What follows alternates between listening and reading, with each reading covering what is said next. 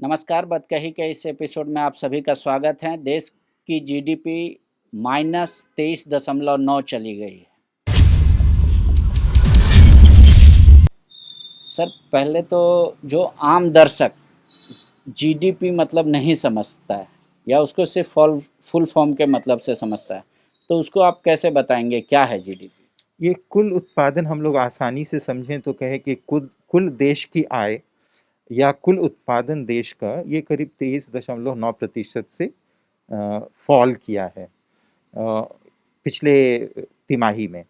मतलब वो अप्रैल से लेकर के जून की अवधि में यह पहले जो था पर 19-20 की जो पहली तिमाही थी उससे इसमें 23.9% की गिरावट आई है।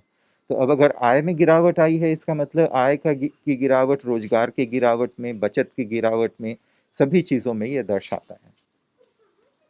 तो ये जानना चाहेंगे, आप कह रहे हैं प्रोडक्शन में कमी है, तो क्या इसमें सर्विसेज को भी लिया जाता है? हाँ, सारी चीज़ें हैं, सर्विसेज हैं। जैसे अगर आप देखेंगे कि बहुत ही ज़्यादा फॉल अगर किया है जिन चीज़ों में उसमें trade, transport and hotels restaurant वाला सेक्टर है।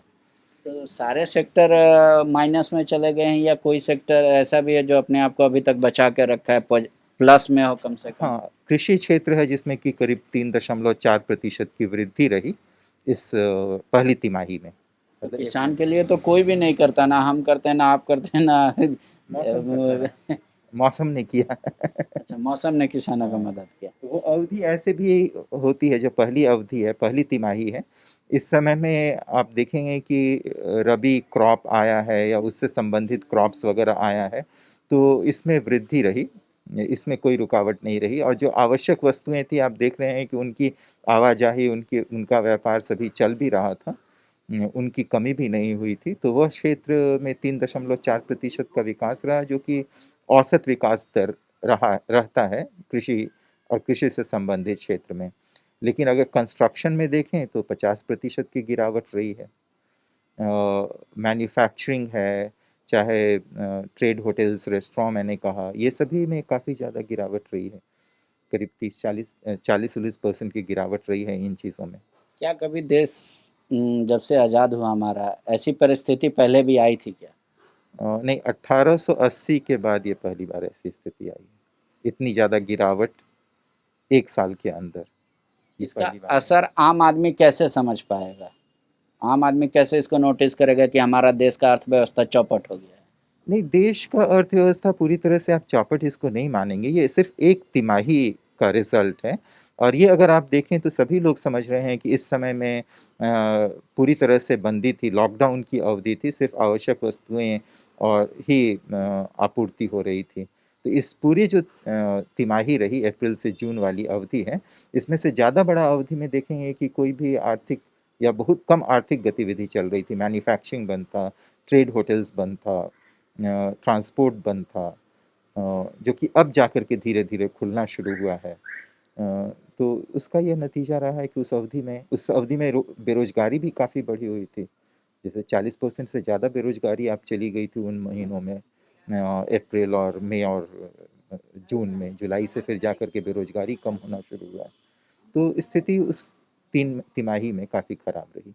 आप बार-बार 1 क्वार्टर की बात कर रहे हैं, 1 क्वार्टर। क्या अर्थशास्त्री ये बता पाने में अभी सक्षम हैं कि इसके बाद का जब क्वार्टर का निर्णय होगा या मतलब उसका मैनिपुलेट किया जाएगा, उसको जोड़ा जाएगा, तो वो प्लस में होगा या इससे और भी इकोनॉमी नीचे हम लोग का स्लो डाउन नहीं, जाने का आसार इससे है? ज़्यादा यह न्यूनतम है, इससे ज़्यादा फॉल नहीं किया जाना है। धीरे धीरे यह रिकवर भी हो रहा है। लेकिन अगर पूरे साल को अगर देखें तो पूरे साल में भी उम्मीद है कि आर्थिक विकास ऋणात्मक ही होगा। लेकिन लोग उम्मीद कर रहे हैं कि करीब 3.4% या 3.5% से कॉन्ट्रैक्ट करेगा, मतलब फॉल करेगा इनकम पूरे साल में। लेकिन अगर तिमाही वाइज देखें तो स्लो ग्रोथ या नो ग्रोथ के बराबर रहेगा, लेकिन इतनी खराब स्थिति नहीं होनी है। क्योंकि ये अवधि अगर आप ध्यान दें तो ये लॉकडाउन की अवधि थी जिसमें ज़्यादातर आर्थिक गतिविधियां बंद थी। बार बार राहुल गांधी कह रहे हैं इस बात को कि ये सिर्फ लॉकडाउन का असर नहीं है, ये सिर्फ लॉकडाउन का असर नहीं है। वो तीन चीज़ें महत्वपूर्ण बात बनाते हैं। एक, नोटबंदी को सबसे बड़ा वो घातक बताते हैं फैसला। दूसरा कहते हैं वो जीएसटी, गलत जीएसटी, वो बार बार इस शब्द का प्रयोग करते हैं। वो जीएसटी के फेवर में है, बोले द वे इम्प्लीमेंटेशन का रहा गवर्नमेंट का और जिस तरीके से लागू किया गया वो जीएसटी का। और तीसरा बताते हैं ये लॉकडाउन। आप क्या मानते हैं अर्थशास्त्री? नहीं, अभी का ये जो है देखिए एक्चुअली है क्या कि पिछले साल भी अगर देखें 19-20 में तो हमारा आर्थिक विकास बहुत तेज नहीं रहा। जैसे अगर 19-20 की जो वर्ष था उसका जो अंतिम तिमाही है उसका विकास दर 4% से कम रहा। पूरी अवधि में भी देखें तो करीब 4.5% का विकास दर रहा 19-20 की अवधि में। तो इकोनॉमिक स्लोडाउन तो था ही। इकोनॉमिक स्लोडाउन के बाद यह जो परेशानी आई वह भगवान का देन कहिए या लॉकडाउन कहिए उसके कारण हुआ। एक्ट ऑफ गॉड पे बहुत चर्चा हो रही है। आप भी कह रहे हैं एक्ट ऑफ गॉड, सीतारमन भी कही थी। अब उस पे विपक्ष कह रहा है कि ये नहीं आपकी कमजोरी है, आपने बिना कोई प्लानिंग किए। वो उदाहरण भी देते हैं कि जब मनमोहन सिंह देश के प्रधानमंत्री थे, पूरा दुनिया, ब्राज़ील, यूरोप, ये सब बैंकों एकदम चौपट हो गया था, फिर भी हमारे देश में कोई स्थिति खराब नहीं हुई थी। वो लोग कहते हैं कि जो असंगठित क्षेत्र है उस पर जानबूझकर सरकार उसको धराशाही कर दी। इस वजह से ये रिजल्ट देखने को मिल रहा है। मैं तो उस पे नहीं कुछ खास कमेंट कर पाऊंगा, लेकिन ये मैं बता सकता हूँ कि हाँ जो पहली तिमाही रही है उसका रिजल्ट बहुत ख़राब आया है और इकोनॉमी धीरे धीरे रिकवर करेगा। हम लोग उम्मीद कर रहे हैं, लेकिन समय लगेगा। 14 में 8.3, जीडीपी 8 रहना, 5 रहना या 5 से नीचे रहना आम आदमी के ज़िंदगी में क्या असर करेगा?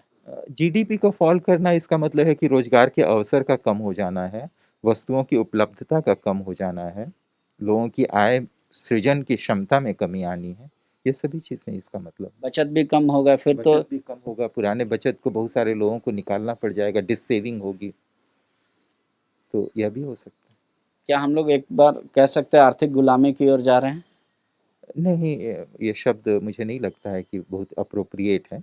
ये आर्थिक गुलामी नहीं है, लेकिन यह फॉल डाउन, ये फॉल किया है इनकम इस तिमाही में।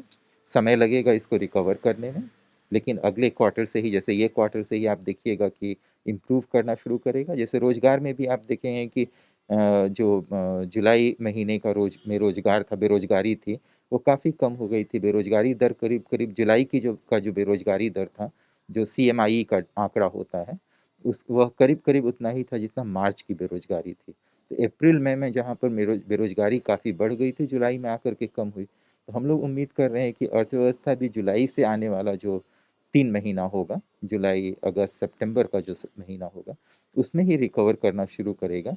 लेकिन हाँ, रिकवरी काफ़ी स्लो होगा, क्योंकि यह जो लॉकडाउन हुआ या जो पैंडेमिक आया, वह एक स्लो इकोनॉमी के ऊपर आया है। जैसे ऐसी स्थिति पहले भी आई है, इतनी भयानक स्थिति नहीं आई है, लेकिन स्थिति आई है जबकि आर्थिक विकास दर काफ़ी कम रहा।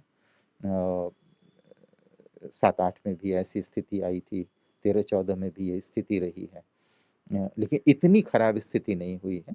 लेकिन इस स्थिति के साथ है कि पहले जो स्लो डाउन हुआ इकोनॉमी में, वह उसके पहले और उसके बाद की स्थिति बेहतर थी।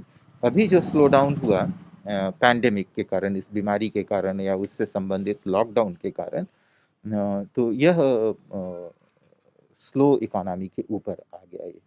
इसके मतलब लिए जिम्मेदार कौन है? क्या वाकई में ये एक्ट ऑफ गॉड रिस्पॉन्सिबल हैं इसके लिए, या सरकार का कुछ निर्णय आपको भी लगा कि नहीं गलत लिया? इकोनॉमी को बूस्ट कर सकते थे, 9% से ऊपर ले जा सकते थे, ऐसा कोई फैसला जो सरकार मतलब मिस कर गई, आपको ऐसा लगता है? देखिए, ये जो अवधि थी जिस तिमाही का आंकड़ा आया है, ये नहीं, मैं पूरे नरेंद्र मोदी के कार्यकाल की बात कर रहा, 14 से लेके जो सेकेंड 2.1 भी आया। क्या नरेंद्र मोदी आए जब से पहले हार्ड वर्क को वो बार बार इम्फेसिस करते थे कि हार्ड वर्क करेंगे हम, 5 बिलियन या ट्रिलियन इकोनॉमी की बात करते थे, तो वाकई में सरकार ये सब सिर्फ कहने में रह गई? कुछ ऐसा चीज़ था जो वो मिस कर गई? अगर उसको करते हम लोग तो हमारे देश के जीडीपी और अच्छी होती, हमारा इकोनॉमी और अच्छा होता, भले ही लॉकडाउन होता तो हम कम रहते पर माइनस में 23 नहीं जाते, ऐसा कोई ये काम? तो मुझे लगता है कि ज़्यादा सघन विश्लेषण की ज़रूरत पड़ेगी। इसके लिए इस तरह की बातों को कहने के लिए कि पूरी अवधि का मतलब आप बात कर रहे हैं कि 2014 से की बात से आप बात कर रहे हैं। तो ये लंबी अवधि है, इसके लिए कोई भी विश्लेषण एक करना ऐसा पड़ेगा। उदाहरण है जो सरकार ने गलत फैसला लिया, नोटबंदी को आप कैसे देखते हैं? नोटबंदी जो अब लग रहा है पोस्ट फैक्टो कि उसका कोई खास फ़ायदा नहीं हुआ और यह एक कारण हो सकता है कि उस समय में इकोनॉमी अफेक्टेड हुआ इससे। लेकिन इतने पहले हुई घटना का असर अभी तक कहा जाए ये नहीं मुझे लगता है कि बहुत सही होगा। काफ़ी जीएसटी का इम्प्लीमेंटेशन वाकई में बहुत जटिल है या क्या वजह है? जब कहा जा रहा था कि टहनी है छतरी का, सबको हम एक छतरी के नीचे लाएंगे, वन नेशन वन टैक्स का कॉन्सेप्ट है, तो सुनने में बहुत अच्छा लग रहा था, पर अचानक से जीएसटी की वजह से गुजरात में भी टेक्सटाइल इंडस्ट्री पूरा चरमरा गई। वहाँ से उन लोगों ने कई एक दिन हड़ताल किया, प्रधानमंत्री को पत्र भेजा, चिट्ठी भेजा, धरना दिया, सब कुछ किया। तो वाकई में क्या हमारे देश में जो जीएसटी आई वो उसका कोई लाभ नहीं मिला? वो अगर आप जीएसटी को देखेंगे तो जीएसटी बेसिकली काफ़ी अच्छा कॉन्सेप्ट है, लेकिन इसके इम्प्लीमेंटेशन में बहुत सारी अभी भी चीज़ें हैं जो कि इम्प्रूव होने की ज़रूरत है और हम लोगों को लगता है कि इस इम्प्लीमेंटेशन के दौरान हम लोग उससे सीख भी ले रहे हैं। एक तो आध उदाहरण दे सकते हैं क्या, जिससे आम आदमी समझ सके कि जीएसटी को और कोई एक सेक्टर में कि ऐसे कर देते तो और अच्छा हो जाता? जैसे अभी भी बहुत सारे जो इंटर स्टेट ट्रांजैक्शन हैं वो ट्रैक नहीं हो पा रहा है, तो वो सारी चीज़ें अभी बहुत सारी चीज़ें हैं जो कि अभी करनी बाकी हैं। सरकार ने कहा था कि जीएसटी लागू होगा, स्टेट ने उसका बताया था कि भाई हमारे पास तो जब मैन्युफैक्चरिंग स्टेट नहीं है, उसका पैसा कमी हो जाएगा। कहा था 4 साल में हम आपका भरपाई करेंगे। सरकार के पास अब पैसा ही नहीं है, केंद्र सरकार, उन्होंने कहा कि आप राज्यों को बैंक से लोन ले लीजिए।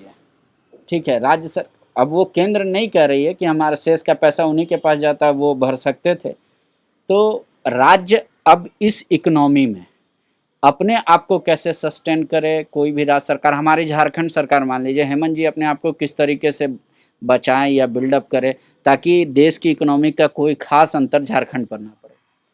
अ, देखिए स्थिति तो खराब हुई है रेवेन्यू कलेक्शन का और सेस कलेक्शन का भी। सेस से वो कंपनसेशन देते थे जो प्रोटेक्टेड रेवेन्यू जीएसटी के तहत था कि 14% का ग्रोथ अश्यूम्ड था, तो वो दे पाने में इस बार सक्षम नहीं हो रही है केंद्र सरकार क्योंकि संग्रहण कम हुआ है और इसलिए यह कर रही है। लेकिन ये इम्प्रूव कर सकता है आने वाले दिनों में। हेमंत जी तो जहाँ तक अभी राज्य सरकार की बात है तो राज्य सरकार को रिसोर्सेज की जहाँ पर ज़्यादा ज़रूरत है वहाँ पर भी रिसोर्स उसके पास कम उपलब्ध हो पा रहा है क्योंकि बहुत हद तक रिसोर्सेज हमारे पास जिस तरह का संघीय संरचना है, हमारे फेडरल स्ट्रक्चर है जो फाइनेंसेस का, उस पे केंद्र पे निर्भरता ज़्यादा रहती है राज्यों की, तो इसलिए तो स्थिति थोड़ी सी अभी अ, चिंतनीय है। देश की इकोनॉमी में संगठित क्षेत्र और असंगठित क्षेत्र का क्या कोई रेशियो आप बता पाएंगे? कौन कितना पार्टिसिपेट करता है या कंट्रीब्यूट करता है अपने?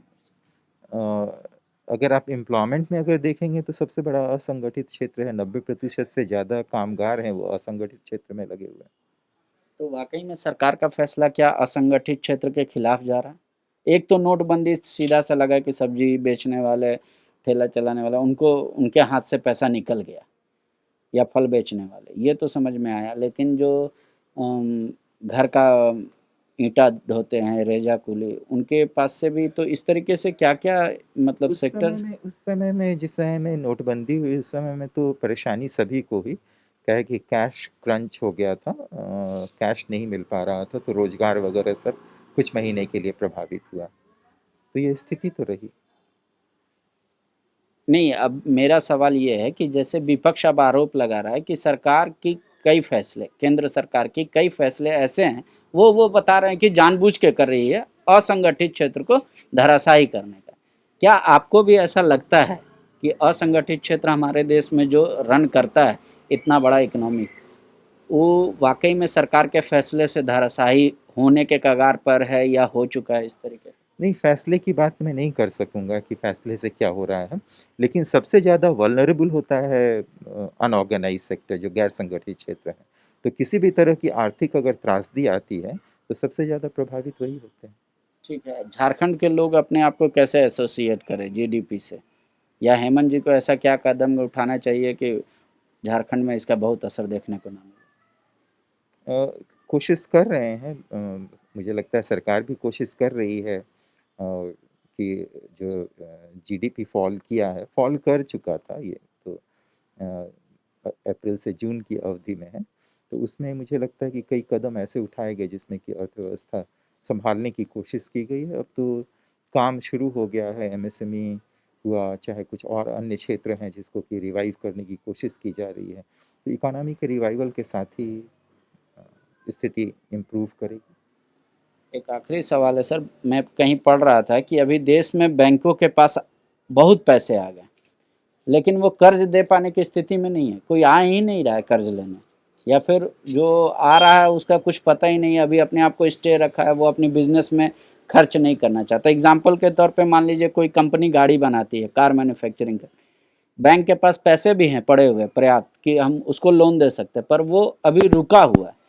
तो क्या जैसे अब अनलॉक हुआ तो अचानक से अगर इकोनॉमी में डिमांड जनरेट होगा, कार खरीदने वालों की संख्या अगर अधिक होगी, तो जो मैन्युफैक्चरर है उसको क्या इस स्थिति में है, या उनको और 1 क्वार्टर का समय लगेगा, 2 क्वार्टर का, कि वो सप्लाई उतना कर सके जैसे पहले कर सके? क्योंकि हर जगह कॉस्ट कटिंग या लेबर हट गए हैं, ऐसा कुछ हाँ, करके। लेकिन ऐसा नहीं है कि जो क्षेत्र खुले हैं वहाँ पर पूर्ति नहीं हो पा रही है, वस्तुओं की पूर्ति तो हो जा रही है। वो आप कार मैन्युफैक्चरिंग कहें या जितने भी दूसरे सेक्टर्स हैं वहाँ पर, तो रोजगार शुरू हुआ है, वहाँ पर काम शुरू हो गया है। जैसे जैसे अनलॉक होना शुरू हुआ है अर्थव्यवस्था, तो वैसे वैसे काम का भी सृजन हुआ है, उत्पादन भी बढ़ना शुरू हुआ है। आम आदमी को कैसे बताएंगे कि या तो इस जो ये अभी आया पॉइंट्स जीडीपी का माइनस में, इससे घबराने का ज़रूरत नहीं है, या वाकई में घबराने का ज़रूरत है? क्या कुछ कहेंगे आम दर्शक? ये तो वो अवधि है जिसका कि अनुभव वो पहले कर चुके हैं। ये आने वाली अवधि नहीं है, ये अप्रैल से जून की अवधि है। तो जिसका कि अनुभव वो कर चुके हैं, जिसमें आय उनका फॉल किया था, रोज़गार फॉल किया था। कुछ लोगों ने रोज़गार को स्विच किया कि कोई दूसरे काम में लगे हुए थे, कोई और काम करना शुरू किए। तो ये वह अवधि है। इस अवधि में भी दूसरी जो अवधि है, अभी वाला जो करंट जिसको कि हम लोग सेकंड क्वार्टर कह रहे हैं इस फ़ाइनेंशियल ईयर का, इसमें कुछ गतिविधियाँ बढ़नी शुरू हुई हैं। लेकिन हाँ, गतिविधियाँ आप जैसा कह रहे हैं कि धीरे बढ़ रही है, क्योंकि लोग प्रिकॉशन लिए हुए हैं, अभी भी सोशल डिस्टेंसिंग वगैरह नॉर्म है, या जिस तरह से बीमारी बढ़ रही है, उस तरह से लोग थोड़े से सावधान हैं। तो इसीलिए माँग उतनी सृजित नहीं हुई है। लेकिन हाँ, कुछ माँग सृजित हुई है और उत्पादन कुछ होना शुरू हुआ है। तो इसीलिए मैंने कहा कि इकोनॉमी रिकवर करेगी, लेकिन स्लो रिकवरी होगी, इट विल टेक टाइम। धन्यवाद सर हमसे बातचीत करने के लिए। अब कि जब हर सेक्टर में गिरावट है, तो कृषि सेक्टर में आप समझ लीजिए, अगर 100 किसान हैं तो सिर्फ 27% ही किसानों के पास ऐसा है जो सरकार का कुछ दिया हुआ है, मतलब नहर है, बिजली है, या जो भी इस तरीके का पानी का सुविधा है। बाकी जो 27% के अलावा जितने भी किसान हैं हमारे देश में, वो खुद अपनी दम पे और एक्ट ऑफ गॉड, मतलब ऊपर वाले के भरोसे अपने आप को और देश को खड़ा रखें, और वही एक सेक्टर है जहाँ पे कह रहे हैं कि माइनस में नहीं है। TheFollowUp.in. Like, share, and subscribe. www.thefollowup.in